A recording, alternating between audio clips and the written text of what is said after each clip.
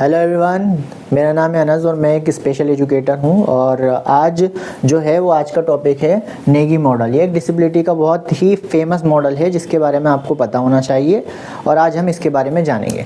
देखिए, नेगी जो थे वो एक साइकोलॉजिस्ट थे। नेगी जो थे एक साइकोलॉजिस्ट थे और काफ़ी फेमस है। और इन्होंने डिसेबिलिटी पे सबसे पहले रिसर्च की थी और रिसर्च करने के बाद इन्होंने कुछ टर्म्स दी थी और कुछ सीक्वेंस बताया था। इनका ऐसा मानना था, इन्होंने 4 कैटेगरीज में इसको डिवाइड करते हुए एक सीक्वेंस दिया: पैथोलॉजी, इम्पेयरमेंट, फंक्शनल लिमिटेशन और डिसेबिलिटी। ये एक सीक्वेंस इन्होंने बताया और बताया कि अंत में जाके आपकी डिसेबिलिटी हो जाती है। तो एक एक करके इन टर्म्स को जानेंगे और फिर जानेंगे कि मॉडल कैसे फेल हुआ और इसके बाद नया मॉडल कैसे इंट्रोड्यूस हुआ। तो सबसे पहले पैथोलॉजी की बात करेंगे। पैथोलॉजी क्या है?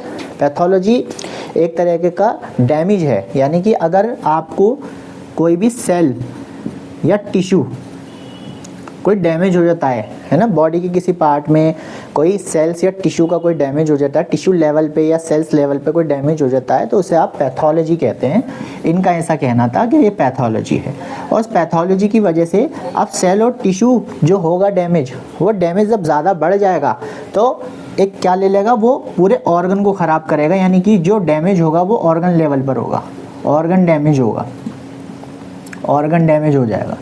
और ऑर्गन डैमेज होने के बाद क्या होगा कि फंक्शन जो है, बॉडी का जो फंक्शन था वो थोड़ा कम हो जाएगा। पहले के मुकाबले जो फंक्शनैलिटी उसकी थी, जो वो काम करता था, वो थोड़ा कम हो जाएगा। तो उसको फंक्शनल लिमिटेशंस आ जाएगी, उसके कामों में कुछ ना कुछ फंक्शनल लिमिटेशन आ जाएगी।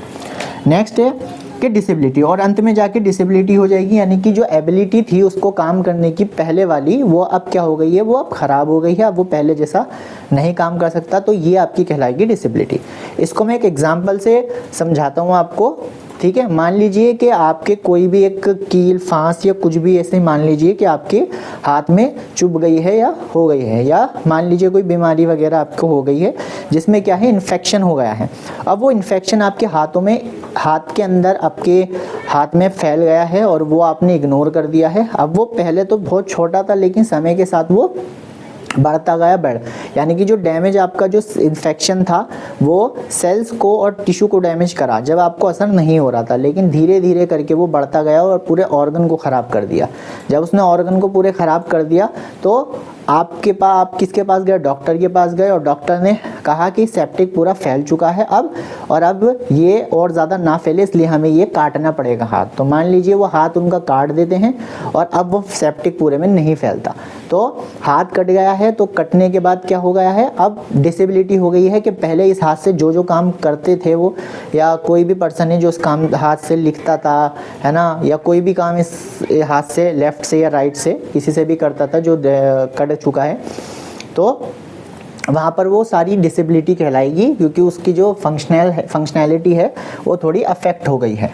तो सबसे पहले पैथोलॉजी क्या है कि सेल्स और टिश्यू लेवल पर कोई डैमेज हुआ है, यानी कि मान लीजिए कोई इन्फेक्शन वगैरह हुआ है, ठीक है, या फिर कोई बीमारी हो गई है जो सेल्स और टिश्यू को डैमेज कर रही है बॉडी के अंदर।